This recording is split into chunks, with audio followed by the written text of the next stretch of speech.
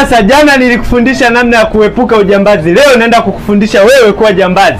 Hii ndo namna ambayo itakusaidia wewe kuweza kupata mazungumzo ya mtu mwingine endapo atapigiwa simu au atatumiwa message. Utaona kila kitu kwenye simu yako hata kama atakuwa mbali. Sasa unachotakiwa kufanya ukiwa umeshika simu ya huyo mtu ambaye unataka uone access calls zake, utaenda kwenye calls hapa, utaandika *21 then utaandika hiyo namba yako ya simu ambayo unataka wewe unamsikia. Utaandika labda 0788888888 then utaandika leli. Ukipress okay, utasubiri mpaka uambiwe registration successfully.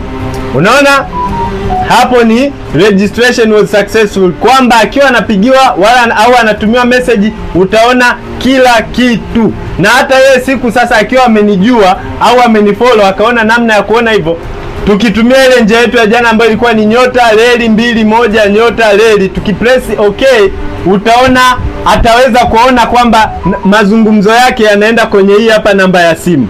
Sasa namna ya kuitoa sasa, hapa ndo patamu. Utabidi upress leli 002 okay.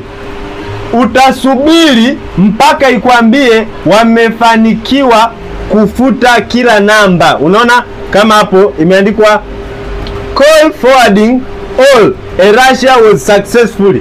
Sasa kwa tech tips kama hizi utazipata Ray Technologies 2 Dubai in Tanzania. Ciao.